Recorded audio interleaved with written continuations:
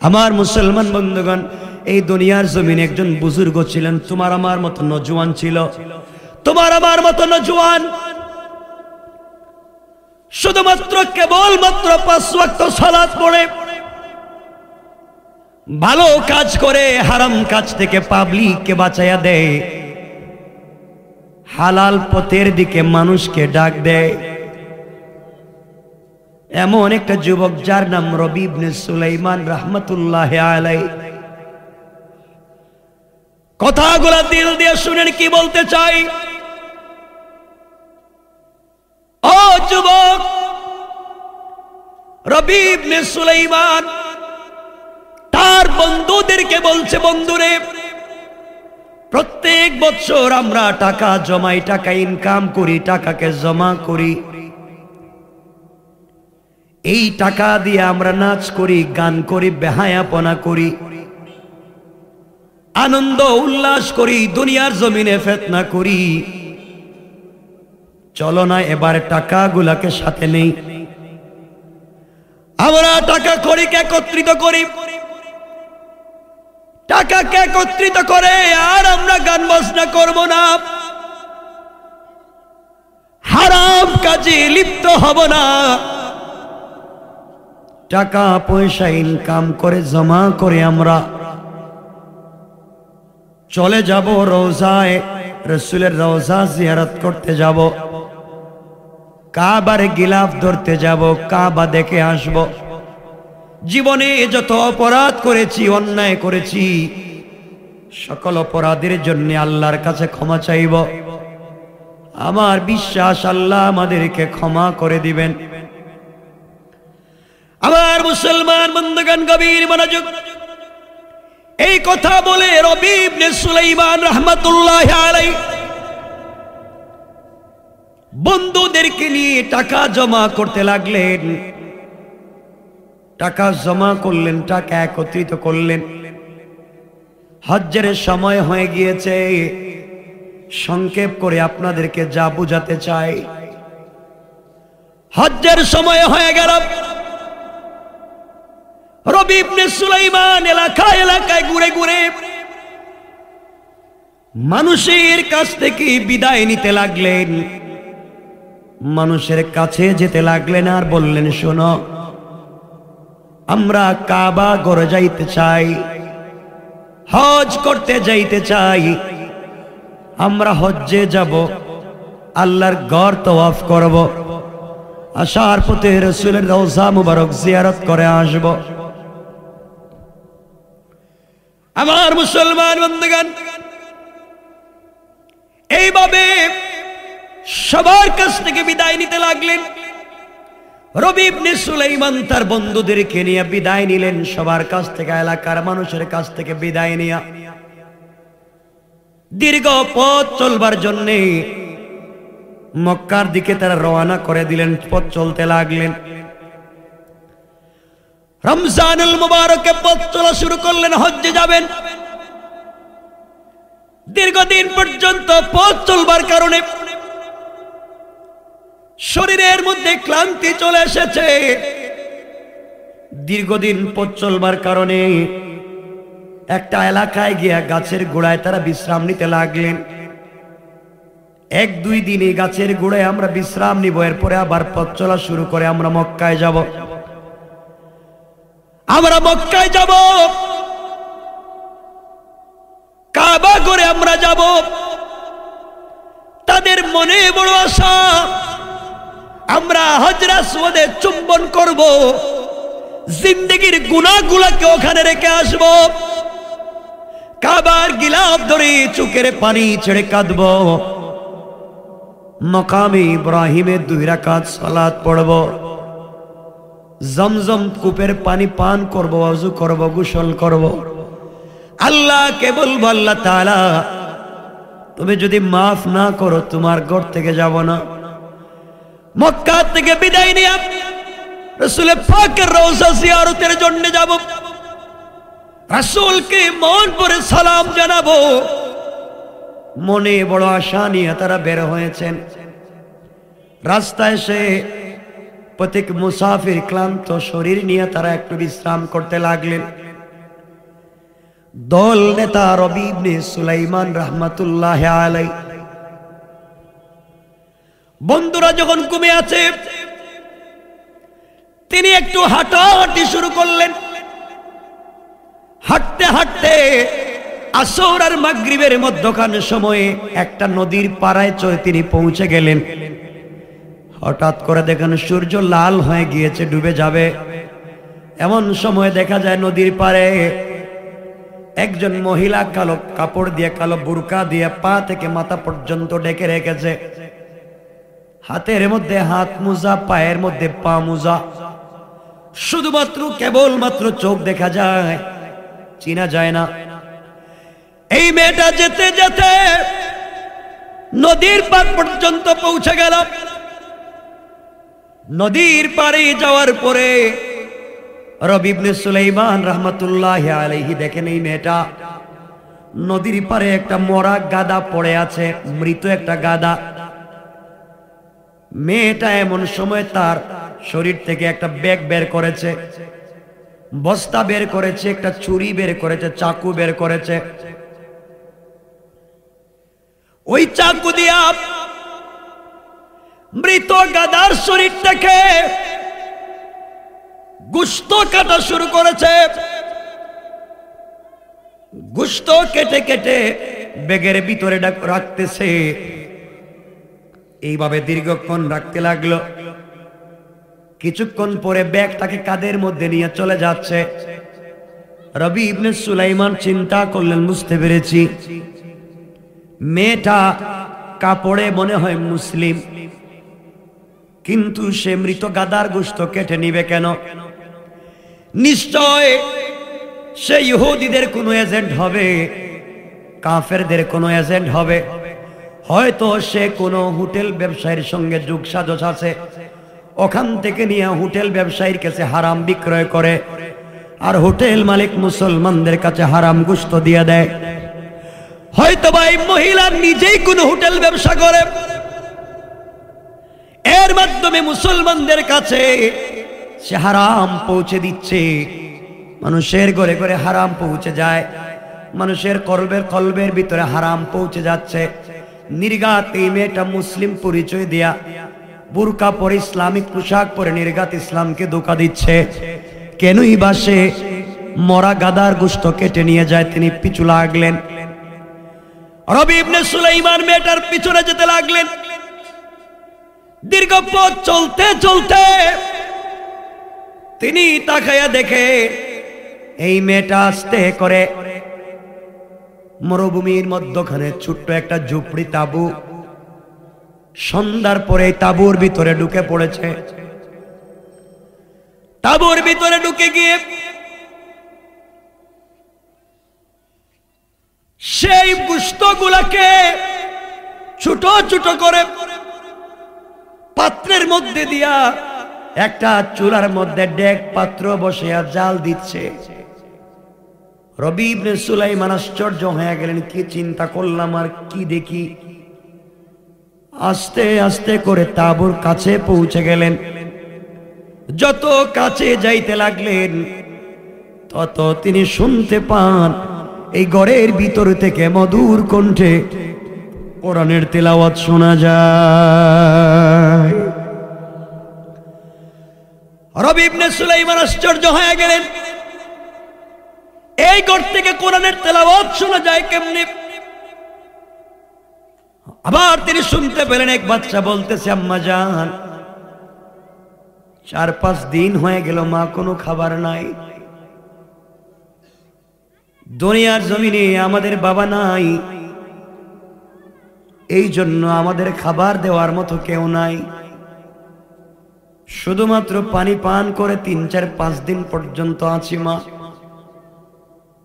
প্রতিদিন আপনি আমাদেরকে বলেন আজকে তোমাদেরকে খাওয়াবই, বলে বলে আপনি আশ্বাস দিচ্ছেন আর বাঁচবো না।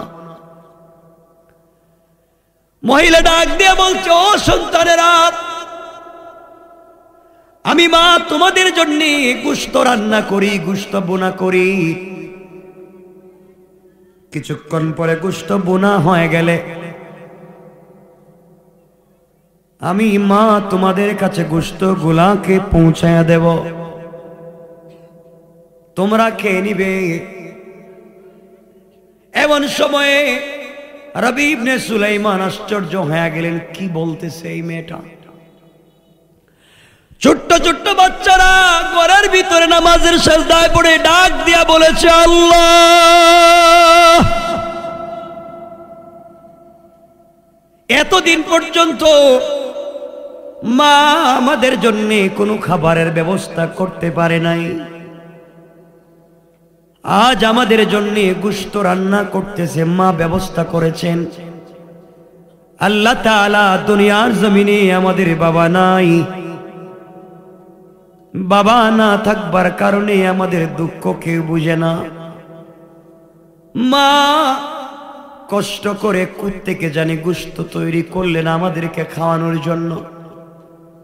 আল্লাহ তাআলা তুমি আমাদের মায়ের হায়াতকে তুমি বাড়িয়ে দাও। এইভাবে যখন সন্তানেরা সালাতের সিজদায় পড়ে কান্না করে, রবি ইবনে সুলাইমান দেরি না করে তিনি আস্তে করে পৌঁছে গেলেন মহিলার কাছাকাছি। ডাক দিয়ে বললেন, মহিলা, আমার কথা শুনতে হবে, আপনার পরিচয় দিন। সন্তানদেরকে কেনই বা আপনি ধোঁকা দিচ্ছেন? আপনি কেন মরা মৃত গাদার গোশত রান্না করতেছেন? এমনিই তো গাদা হারাম, তাও মৃত প্রাণীর গোশত হারাম। আমি জানতে চাই আপনি মুসলিম নাকি? মহিলা চোখের পানি ছেড়ে বলতেছে, যুবক রে, তোমাকে আমি চিনি না, আমি শুধু মুসলিম পরিচয় দিব তা না, আমি হলাম বিশ্ব নবী পরিবারের একজন মহিলা, আমি রাসূলের বংশের একজন মহিলা। তাহলে আপনি কেন মরা গাদার গোশত রান্না করতেছেন সন্তানদেরকে দেওয়ার জন্য? মহিলা বলতেছে, যুবক রে, তোমাকে আমি চিনি না, তোমার সম্পর্কে আমি জানি না, আমার বাড়ি এলাকায় নাই, দীর্ঘ পথ পাড়ি দিয়ে এখানে এসেছিলাম, খলিফার সঙ্গে দেখা করব, আমার কষ্টের কথা বলবো, কিন্তু খলিফার সঙ্গে দেখা করতে পারি নাই। আমি রাসূলের বংশের একজন মহিলা, রাসূলের বাবার বংশ থেকে আমার স্বামী, রাসূলের মায়ের বংশ থেকে আমি। আজ আমি অসহায়, আমার স্বামী নাই, জীবন বাঁচানোর জন্য সন্তানদের জন্য হারাম গোশত নিয়েছি। আমি সাইদ বংশের একজন মহিলা, মানুষের বাড়িতে কাজে যেতে পারি না, লজ্জা হয়। যুবক, আমি জোয়ান মহিলা, মানুষের বাড়িতে কাজে গেলে অনেক বিপদ হতে পারে, এতগুলা চিন্তা করে আমি ঘর থেকে বের হতে পারি না। আমার 3টা সন্তান, 2টা মেয়ে, 1টা ছেলে, সবগুলাকে কোরআনের হাফেজ বানিয়েছি, তো কষ্ট করে আজকে না পেরে আমি তাদের মুখে হারাম খাবার দিচ্ছি জীবন বাঁচানোর জন্য। রবি ইবনে সুলাইমান বললেন, আম্মা জান, আপনি গোশত রান্না করে থামিয়ে দেন, আমি আসতেছি, আপনি আমার জন্য কয়েকটা মিনিট অপেক্ষা করেন। আমার বন্ধুগণ, এক পর্যায়ে রবি ইবনে সুলাইমান চিন্তা করলেন, আমি হজ্জে যাচ্ছি, আল্লাহর ঘর তওয়াফ করতে যাব, রাসূলের রওজা জিয়ারত করতে যাব। আমার নবী যদি ডাক দিয়া বলে, রবি রে, তুই আমাকে সালাম দিতে আসলি, আল্লাহর ঘর তওয়াফ করতে গেলে রাস্তার মধ্যে গরিব অসহায় মানুষ হারাম খায়, তাদের হালালের ব্যবস্থা করতে পারলে না। রবি ইবনে সুলাইমান, কেন তুমি এসেছো আমাকে সালাম দিতে? তুমি আগে যাও তো, তুমি এলাকার মানুষ কারা কোন বিপদে আছে সহযোগিতা করো। পয়গম্বরে আরবি যদি এই কথা বলেন, এতগুলা চিন্তা করে রবি ইবনে সুলাইমান তাঁবুর মধ্যে এসে টাকা টাকা পয়সা জমা করে বাজারে গেলেন, অর্ধেক টাকা দিয়ে রুটি কিনলেন, আটা কিনলেন, ময়দা কিনলেন, সবজি কিনলেন, গোশত কিনলেন, নিজের কাঁধের মধ্যে নিলেন, দৌড়তে লাগলেন তিনি মহিলার বাড়ির দিকে। মহিলার বাড়ির কাছে যাওয়ার পরে ঘরের ভিতরে গিয়ে তিনি বলতে লাগলেন, আম্মা জান, আপনি এই মুহূর্তে নেন, খাবারগুলা তৈরি করেন, আপনি এই মুহূর্তে নিয়ে খাবারগুলা তৈরি করেন, গোশত রান্না করেন।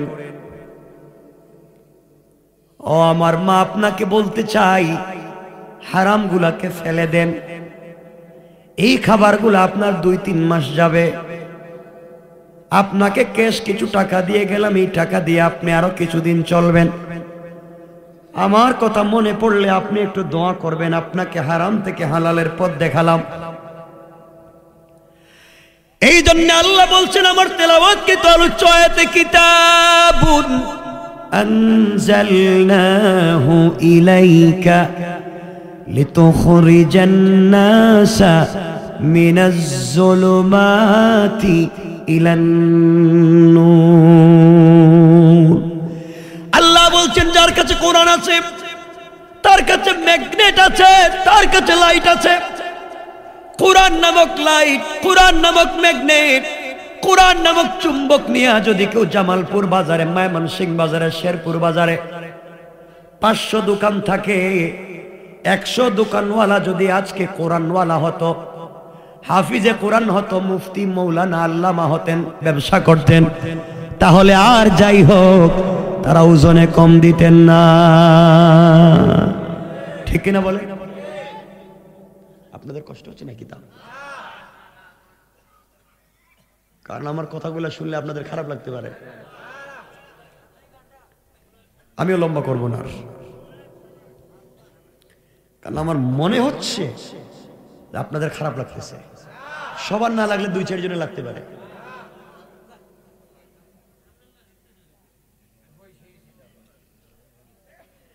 আমার মুসলমান বন্ধুগণ, গভীর মনোযোগ।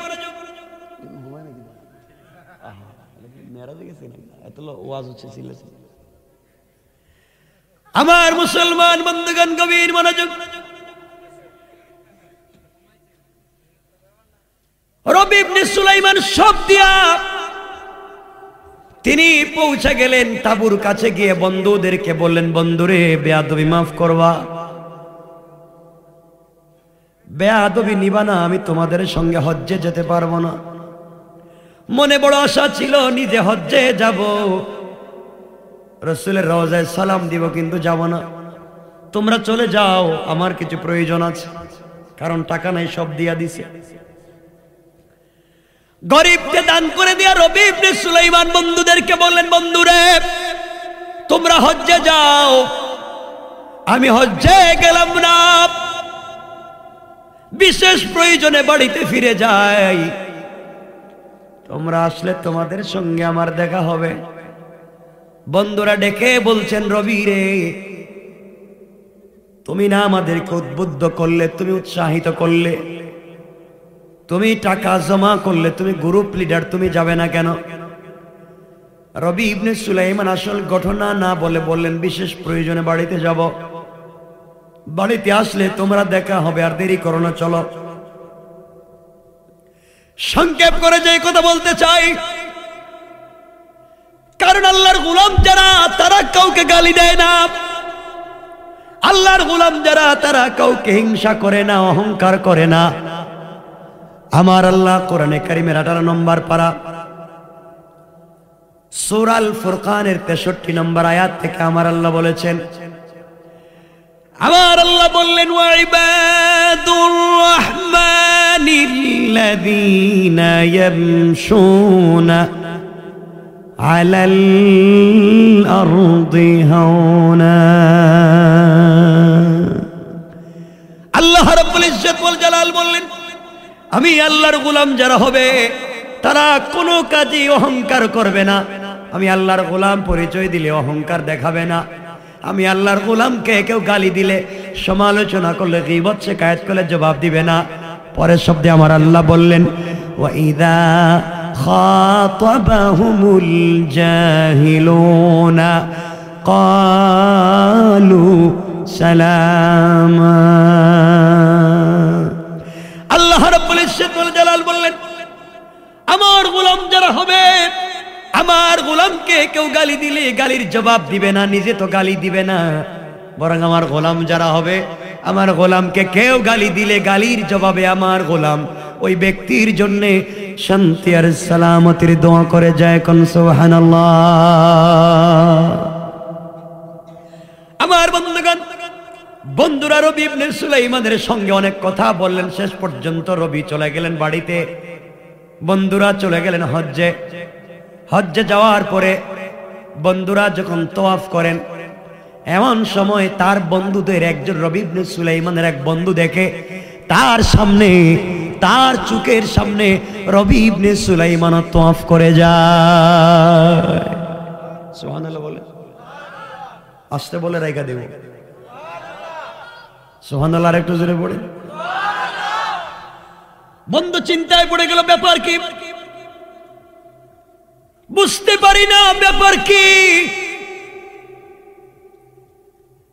রবি ইবনে সুলাইমান বিদায় নিয়েছে, তাহলে ওই জায়গার মধ্যে কেমনে আসলো, কেমনে কি হলো বুঝতে পারি না।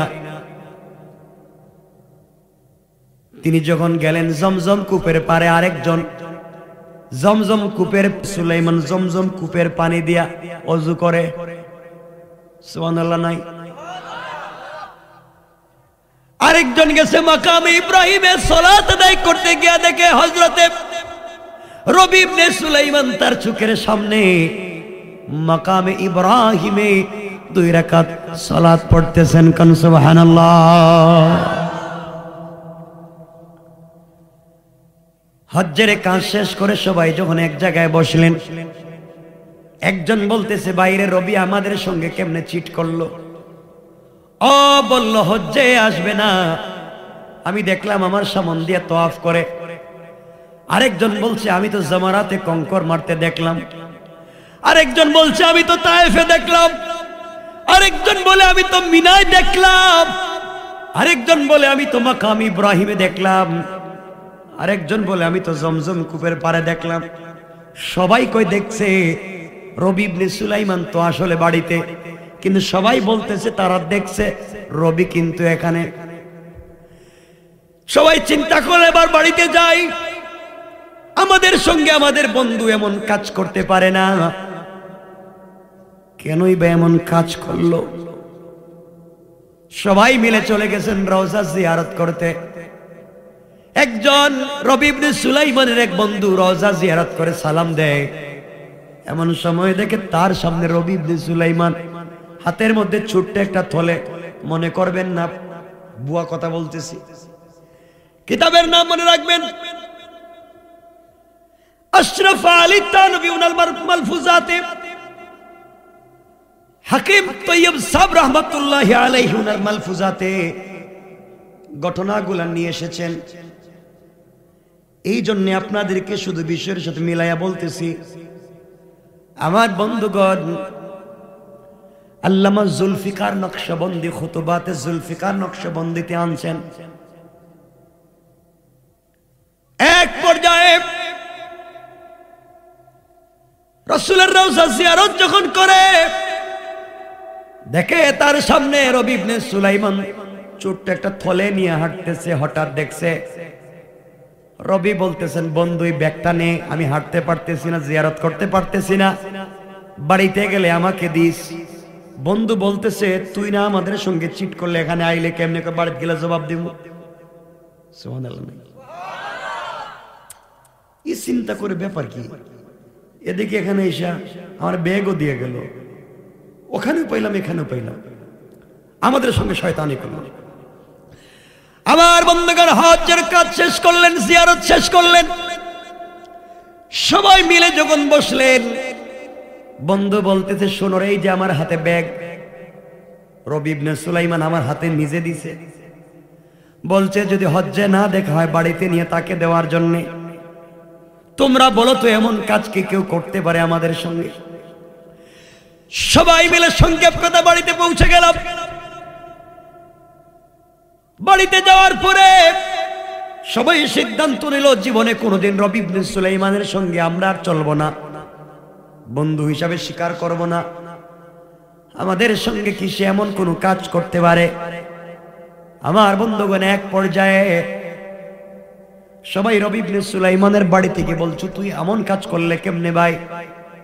আমাদেরকে বললে যাবে না, আমাদের আগে আগে আবার হজ করলে তুমি মিথ্যাবাদী, এই যে জিয়ারতের সময় ব্যাগ দিছিলা ব্যাগটা নিয়ে যাও। রবি ইবনে সুলাইমান বলেন আমি তো হজেই গেলাম না, তোমরা আমাকে কোথায় দেখলে? একজন বর্ণনা দিতেছে আমি তোমাকে অমুক জায়গায় দেখেছি, বলছে অমুক জায়গায়। সবাই বলছেন, রবি ইবনে সুলাইমান বললেন তোমরা একটু কথা বলো এলাকার মানুষের সঙ্গে আমার বাড়িতে। আমি হজ্জে যাই নাই, এই জায়গায় তো আমি ছিলাম, আমি কোথাও যাই নাই। আমার বন্ধুগণ, এক পর্যায়ে সবাই যখন জানলো পাবলিক বলে গ্রামে ছিল, গড়ের মহিলারা বলে রবি তো গ্রামে ছিল, তাহলে ওখানে কারে দেখলাম? কি আশ্চর্য ঘটনা ঘটে গেল, ব্যাপার কি? এগুলা চিন্তা করে রবি ইবনে সুলাইমান গভীর রজনীতে 2 রাকাত সালাত পড়ে তাহাজ্জুদের সালাত আদায় করে যখন ঘুমিয়ে পড়েছেন, স্বপ্নে তিনি বিশ্ব নবীকে দেখতে পান। নবীজি ডাক দিয়ে বলছেন, রবি ইবনে সুলাইমান মনে তো কালো কেন, কি হয়েছে? ইয়া রাসূলুল্লাহ, আপনাকে আমি স্বপ্নে দেখেছি, এর চাইতে বড় জিনিস আর নাই। মন খারাপ, আমি হজ্জে যাইতে চাইছিলাম, যাইতে পারি নাই। তো আমার বন্ধুরা বলতেছে তারা নাকি হজ্জে আমারে দেখছে। আমি তো হজ্জে যাই নাই, আমার হাতে একটা থলিও ধরাইয়া দিছে। পয়গম্বর আরবি ডাক দিয়া বলেন, রবি ইবনে সুলাইমান এই মুহূর্তে আমি তোমার কপালে চুম্বন করতে চাই, তুমি হজ্জে যাও নাই। ওটাও যেমন সত্য, তারা তোমাকে দেখেছে তাও তেমন সত্য। রবি ইবনে সুলাইমান হজ্জে যাওয়ার পথে তুমি একজন অসহায় বিধবা মহিলার হাত থেকে হারাম ফেলে দিয়া হালাল দরিয়ে দিয়েছ। আল্লাহর ঘর জিয়ারত করা, তওয়াফ করা আমার জিয়ারত করার চাইতে বড় মনে করেছো। গরিবকে সহযোগিতা করাকে বড় মনে করেছো। হারামের বিপরীতে হালাল পৌঁছে দেওয়াকে বড় মনে করেছ। আল্লাহ তোমার এই কাজের উপরে খুশি হয়ে গিয়েছে, তোমার সূরত দরায়া রহমতের ফেরেশতা দিয়া তোমার বদলা একটা মকবুল হজ করাইয়া দিয়েছে। আল্লাহু আকবার। আর রবি ইবনে সুলাইমান শুধু তা না, আল্লাহ বলে দিয়েছেন আর আমি বলে দিয়েছি, মনে রাখো দুনিয়ার জমিনে যারা হারাম বাদ দিয়া হালাল পৌঁছে দেয়, আল্লাহ দৃষ্টান্ত স্থাপন করতে চান। রবিরে তোমার সূরত দিয়া যে ফেরেশতা আল্লাহ নিযুক্ত করেছেন, কিয়ামত পর্যন্ত ওই ফেরেশতা তোমার পক্ষ থেকে হজ করে যাবে। কোন সুবহানাল্লাহ।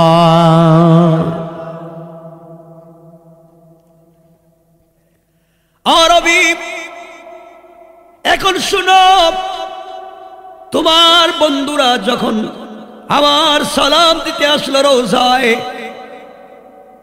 তোমার উপরে আমি এত খুশি হয়েছি। আমার বংশের এক মেয়েকে তুমি সহযোগিতা করেছ, কোরআনের হাফেজদের মুখ থেকে হারাম বের করে হালাল দিয়েছ, আমার বংশের এক বিধবা মহিলাকে আশ্রয় দিয়েছ, খাবারের ব্যবস্থা করেছ। রবি, আমি বিশ্ব নবী তোমার উপরে খুশি হয়ে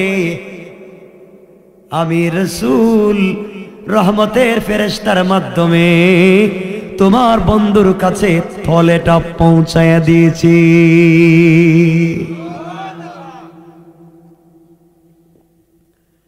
আর রবি কিন্তু এত কিছুর পরেও মনে রাখো আল্লাহ তোমার উপরে খুশি, কাজগুলা চালায়া যাও, খোঁজ নেও কে হারাম খায়, ফালাইয়া দিয়ে হালাল ধরাইয়া দাও। কিন্তু রবি যত মানুষ হজে আসছে, যতগুলা মানুষ হজ্জে আসছে, কারো হজ কবুল হয় নাই। রবি ইবনে সুলাইমানের ঘুম ভেঙে গেল, ব্যাপার কি? বিশ্ব নবীকে স্বপ্নে দেখেছি, সব ঠিক আছে, হজ কবুল হলো না, ব্যাপার কি? কাঁদতে শুরু করলেন, চোখের পানি ছেড়ে কাঁদলেন, আবার সালাত পড়ে ঘুমিয়ে পড়লেন। আল্লামা জুলফিকার নকশবন্দি লিখেন, রবি ইবনে সুলাইমান স্বপ্নে দেখেন তার মাথার কাছে একজন ফেরেশতা, পায়ের কাছে আরেকজন ফেরেশতা দাঁড়িয়ে একজন আরেকজনকে বলছে, কিরে এই লোকটারে চিনসনি? একজন বলতেছে তারে চিনি, তার নাম রবি ইবনে সুলাইমান। কি হয়েছে? এইবার অনেক লোক হজে আসছে, 2-3-4 লাখ লোক হজ করেছে, আল্লাহ কারো হজকে কবুল করে নাই। তাহলে এই লোকটা কি? এই লোকটা কি? কারো হজ তো আল্লাহ কবুল করে নাই, কিন্তু আল্লাহ এই লোকটার সুরত দরাইয়া, লোকটা হারাম ফেলে দিয়া হালাল দরাইয়া দিয়েছে। এই জন্যে হারাম দরিয়ে দিয়ে হালাল দরিয়ে দিয়েছে। এই জন্যে আল্লাহ রাব্বুল ইজ্জত ওয়াল জালাল তার চেহারায় একজন রহমতের ফেরেশতা দিয়া হজ করাইছেন, আর আল্লাহ তার হজকে শুধু কবুল করেছেন, আর তার কবুলের কারণে তার মাধ্যমে তার ওসিলায় গোটা হজকারীর হজকে কবুল করে নিয়েছেন। কোন সুবহানাল্লাহ। আবার মুসলমান বন্ধুগণ, বিষয় অনেক লম্বা ঘটনা, এজন্য আপনাদেরকে বুঝাতে চাই, হারাম পথে চলা যাবে না, হালাল পথে চলবো, হালাল খাবো, হালাল কাজ করব, হারাম খাবো না, হারাম পথে চলবো। বলেন না? আরেকজনের জমি দখল, এক হাত, আরেকজনের জমি থেকে ঘাস কাইটা নিয়ে ধান খাইটা গরুরে খাওয়াইবেন না? খাওয়াইয়েন, হালাল। আরেকজনের জমির লাউ নিয়ে কাইটা কাউরে খাওয়াইবেন? এগুলো করেনি। হ্যাঁ, অলিয়া অলিয়া দেখতেছি এগুলা করে। কি দিছ? মহিলাদের পর্দার বিষয়ে কথা বলো। বাবা, এতক্ষণ তো কইলামই, রাত্র হয়ে যাচ্ছে 1টা। আমি বুঝি তো, চলো। আমি দেখো কত মানুষের ভিতরে আগুন জ্বলতেছে, চলো কইতেছে। শোনো কি বলতে চাই, বুঝো। বসে আছেন, ভালো লাগতেছে, উঠলে আমি রেখে দেব। আপনারা উঠবেন, নগদ রেখে দেব না, আর সালামি না। বলতে চাই, হারাম কাজ করা যাবে, হালাল করবেন তো ইনশাল্লাহ? বলেন, বলেন, আওয়াজ করে বলেন ইনশাল্লাহ। নামাজ পড়বো তো না চুরি করবো? ইনশাল্লাহ কইল কে? মানে মাঝে মাঝে উল্টা পাল্টা হয়ে যায় না? আমার বন্ধুগণ মনে রাখবেন, খারাপ কাজে যাবেন না। হ্যাঁ, আর পর্দার কথা বলে লাভ কি? পর্দা তো শুধু মহিলাদের পর্দার ওয়াজ করেন, আর আপনাদের পর্দার ওয়াজ কে করতো? আপনাদের পর্দা নাই। আপনারা যে বউরে জীবনে ভাল লাগে না, আপনাদের চোখে জীবনে বউরে ভালোবাসে না, শুধু তাদের চোখে ভাবিরে ভালো, ঠিক কিনা? এটা ঠিক করে, এটা তো খারাপ কাজ। এটা ঠিক হইল কেমনি? বাজে কাজ রে, ঠিক। বাজে কাজ করা যাবে না।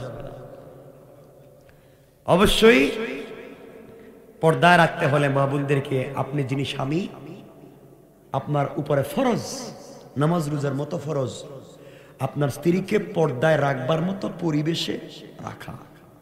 যে জায়গায় থাকলে পর্দা ঠিক থাকে আপনার স্ত্রীকে এখানে পর্দায় রাখবেন। তো আমি ভাঙ্গাচুরা কয়েকটা কথা বলবো, যেহেতু বলছেন আমি, উঠবেন না তো ইনশাআল্লাহ? এখন আপনাদের উপরে বিপদ যেতে পারে, কেন আপনাদের কোন জিনিস আমি চিনি তো। আপনারা যে জিনিস বিয়ে করছেন কারা কারা, একটা হাত উঠান তো দেখি। হ্যাঁ উঠান, লজ্জা নাই, উঠান উঠান উঠান। মুরব্বীরা হাত উঠাইতেছে না মানে কি বিয়ে করে নাই নাকি? আবার করব? ওরে আল্লাহ, বিয়ে যে করছিলেন বাবা, বউর মোহরের টাকা দিছেন নি? মোহর দিছেন? পর্দার ওয়াজে চলে এলেন, আগে মোহর দিছেন কিনা এটা বলেন, এরপর অন্য ওয়াজ। মোহর দিছেন? কি মোহর দেন আগে? আরে নামাজ রোজার মতো তো ফরজ, মোহর দেন না কেন? বাহি বাহি দিছেন, হালকাতা হালকাতা দিব। বউ কি হালকাতা দিয়ে টাকা উঠাইব? টাকা দেন না কেন? বহুত নেতা আছে এলাকায়, ভুং বাং এদের আওয়াজ এলাকা থাকা যায় না, বউর টাকা এখনো দেন। কথা বলেন না কেন? বউর টাকাটা দিয়ে দিন, এটা নামাজ রোজার মতো ফরজ। কিন্তু জামালপুরের মহিলারা হয়তো ভালো ভদ্র, আমি জানি না, এরা হয়তো মোহরের টাকা মাফ করে দেয়। ঠিক কিটা মাফ করে না? এটা দেখি তো এমন এমন বরকতি হাত কার কার মাফ পাইছে? মাশাআল্লাহ, অনেকগুলো হাত উঠাইছে। আপনাদের এই মুহূর্তে কচু গাছের সাথে ফাঁস লাগিয়া মরে যাওয়া দরকার, আর বাঁচার কোনো দরকার নেই, যে বউ মাফ করে দিচ্ছে। জীবনে বউ, শুনেন আরে শুনেন, বউ এমন এক জিনিসের নাম, জীবনে মাফ করে দিবে না। জীবন নেও না বললাম, জীবন নেও না, মাফ দিবে না। ও যে বলছে মুখ দিয়ে মাফ দিছে, কালকে আপনার তালাক দিয়ে দেখেন, লাভে আসলে আদায় করে থাকবে, প্রয়োজনে যৌতুকের মামলা দিয়ে টাকা আদায় করবে। কথা বলেন ঠিক কিনা? হ বাবার, দেখছেন মুরব্বীর কি ভালোবাসা দেখছেন? হ বাবা টাকাটা দিয়ে দিয়েন, আর না দিলে ওটা আদায় করলে মাফ করলে স্টাম্প লিখে নিন, স্টাম্প রেজিস্ট্রি করে, ঝামেলা আছে। কিয়ামতের দিন দেখাই তুই তো, কিয়ামতের দিন আপনি বলবেন ও সাহিবাতিহি ওয়া বানি, আল্লাহ আমার বউরে বাঁধো, আমার বাচ্চারে বাঁধো, ও আখিহি আমার ভাইরে বাঁধো, ও সাহিবাতিহি ওয়া আখি।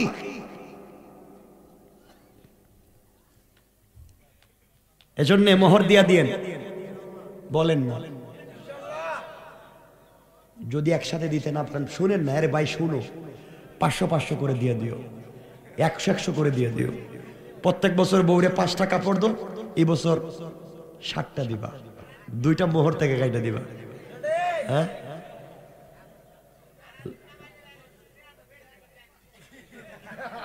কি কইছে? সারাদিন কি বুঝি না ভাষাটা, মানে সারাদিন কাজ করে বউর কাছে টাকা দিছি কেন? দেন কেন?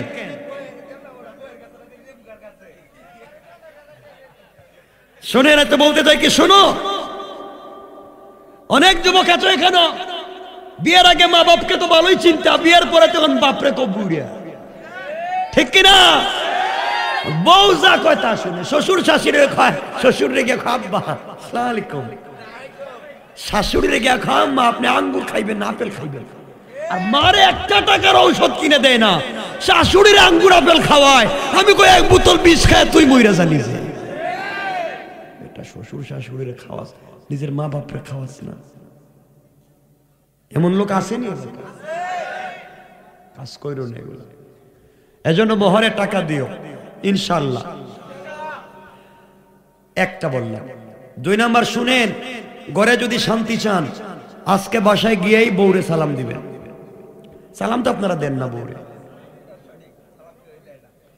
কিছু কয় না কেন? বুঝলাম না, রাইকা দিব নাকি? তা বউরে সালাম দেন, কেন দেন না?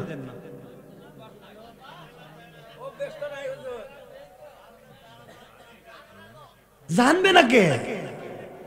বাচ্চা তো প্রোডাকশন দিছে মোটামুটি 1 দর্জন, জানে না বউরে সালাম দিব কেমনি? কোন কথা কোন আপনারা?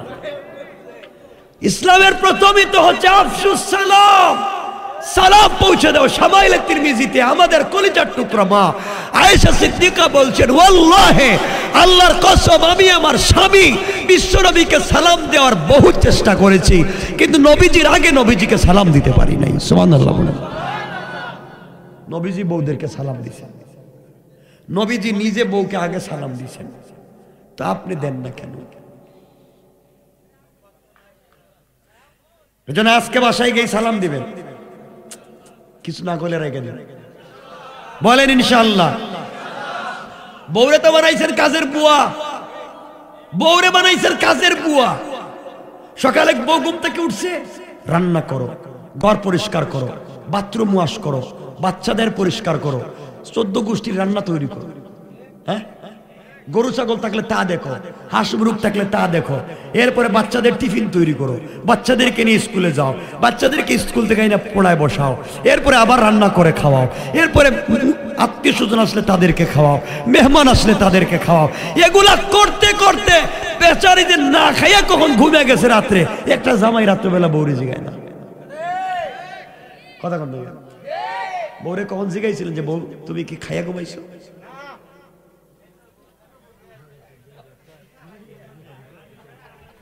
কি কয়? কেন এগুলো করেন কেন বলেন? বউর সাথে দুশ্মনী কেন আপনাদের?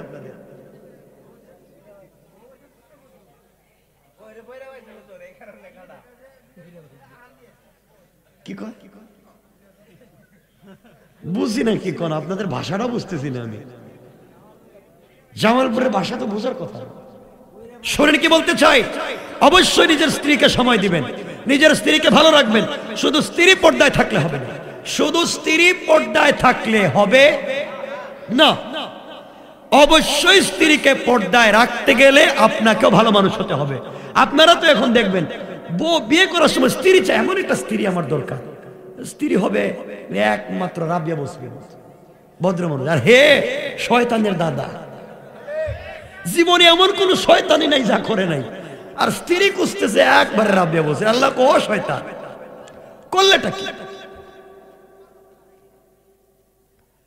এজন্য আল্লাহকে আসতে পরিবারকে শান্তির পরিবার বানাতে হলে নিজের থেকে তৈরি করতে হবে।